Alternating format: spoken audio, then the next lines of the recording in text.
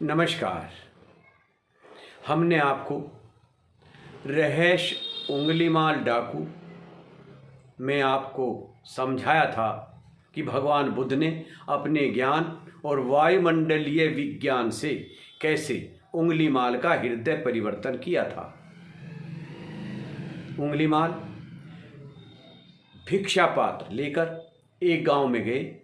लोगों ने उन्हें वहां पहचान लिया और उनके सर में लाठी मारी, पत्थर मारे, उनके खून निकल आया। तो वे भगवान बुद्ध के पास गए और कहा कि भगवान ये देखिए। तब भगवान बुद्ध ने कहा कि सहन कीजिए, सहन कीजिए और मन ही मन पश्चाताप कीजिए, आपकी आत्मा शुद्ध हो जाएगी। इस बात से प्रसन्न होकर कौशल नरेश प्रसन्नजीत भगवान बुद्ध के पास आए। उन्हें नमन करके उनका बहुत बहुत धन्यवाद किया और एक समस्या और भगवान बुद्ध के सामने रख दी कि यहाँ से 70 किलोमीटर दूर पर एक दर्रा है जो हमारे राज्य को दक्षिण भारत से जोड़ता है। वहाँ पर 500 डाकुओं का निवास है। हमारी सेना उन्हें पकड़ने में बार बार फेल हो जाती है। भगवान बुद्ध ने कहा कि आप एक घोड़े के ऊपर की काठी में हीरे जवाहरात जड़िए और 2 थैलों में सोना चांदी भर के मुझे दीजिए, आपकी समस्या का समाधान हो जाएगा। प्रसन्नजीत नमन करके वापिस आए तो मंत्री ने उन्हें कहा कि मुझे लगता है कि इसमें भगवान बुद्ध की कोई चाल है, वे माया के लोभी हो चुके हैं। तब प्रसन्नजीत ने कहा कि वे मुझसे बड़े राज्य के मालिक थे जिसको उन्होंने ठोकर मार दी। आप तैयार कीजिए। अगले दिन हीरे जवाहरातों से जड़ित काठी को घोड़े की पीठ पर रखकर और 2 थैलों में सोना चांदी लेकर भगवान बुद्ध चल दिए और एक अक्षत्रिय का वेश बनाया, तलवार लटकाई और घोड़े पे बैठ के चल दिए। जैसे ही दर्रे में घोड़ा प्रवेश करता है, भगवान बुद्ध नीचे उतर जाते हैं। घोड़ा ही निनाता है और घोड़े की आवाज़ सुनकर सारे डाकू चारों तरफ से भगवान बुद्ध को घेर लेते हैं। सरदार भगवान बुद्ध को पहचान जाते हैं। उन्होंने कहा कि महाराज, आप तो भगवान हैं, मोह माया के त्याग चुके हैं, फिर इतना हीरे जवाहरात सोना चांदी किस लिए? आज हम इसे लेकर अपनी 3 पीढ़ियों को माला माल कर देंगे। तब भगवान बुद्ध ने कहा, मैं ये आप ही के लिए लाया हूं, लेकिन आपको मेरी बात का उत्तर देना होगा। सरदार ने कहा, पूछिए। कि जब आप न तो चैन से सो सकते हैं, एक पत्ता भी खड़क जाए तो आपकी नींद टूट जाती होगी कि कहीं राजा के सैनिक तो नहीं आ गए हमें मारने के लिए। ना आप चैन से खा सकते हैं।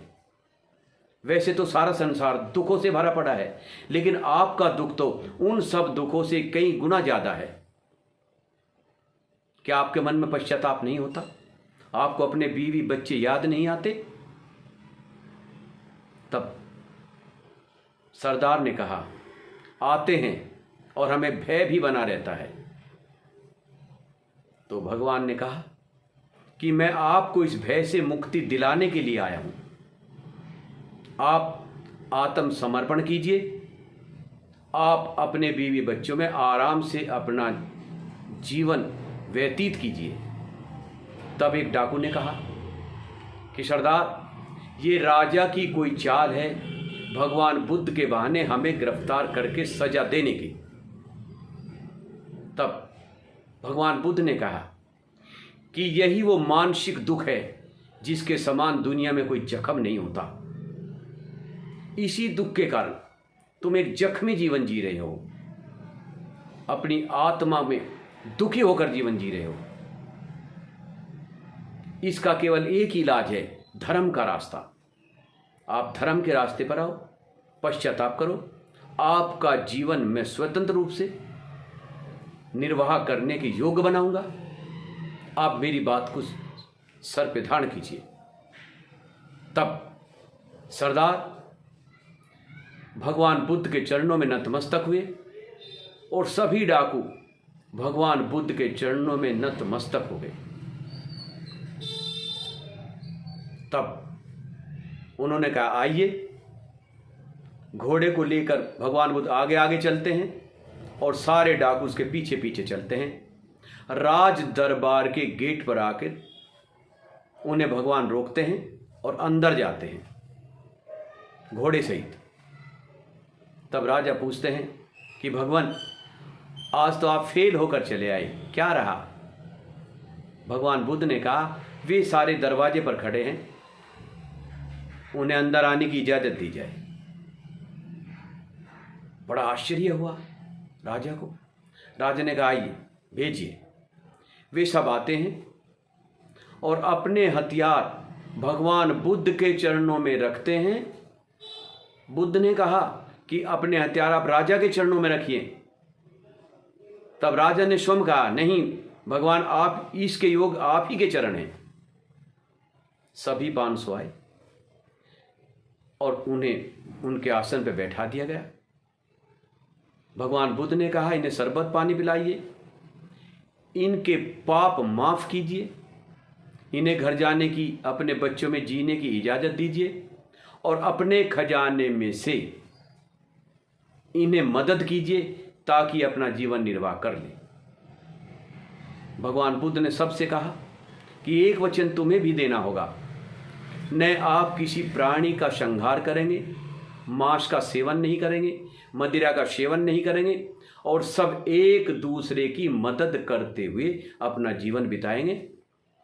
सबने नमन करके स्वीकार किया और राजा प्रसन्नजीत के 500 डाकुओं की समस्या जो चिरकाल से चली आ रही थी वो समाप्त हो गई।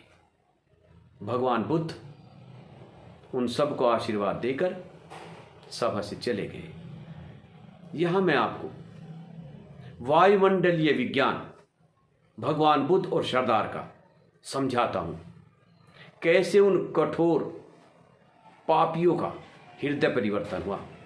जब भगवान बुद्ध के सामने चोरों का सरदार, डाकुओं का सरदार खड़ा था, तब वो भगवान बुद्ध के ओरा में आ गए थे और ओरा में लॉ ऑफ अट्रैक्शन यानी जो तरंगे सरदार पर भगवान बुद्ध की जा रही थी, उन्हें आकर्षण का नियम पूरा कर रहा था, क्योंकि भगवान बुद्ध के मन में था कि इनका हृदय परिवर्तन कराया जाए, इनका हृदय परिवर्तन हो। तो आकर्षण के नियम ने उनका हृदय परिवर्तन किया। यही वायुमंडलीय ज्ञान है, यही वायुमंडल का विज्ञान है। भगवान बुद्ध ज्ञानी हैं, अपने पर पूर्ण आश्वस्त हैं।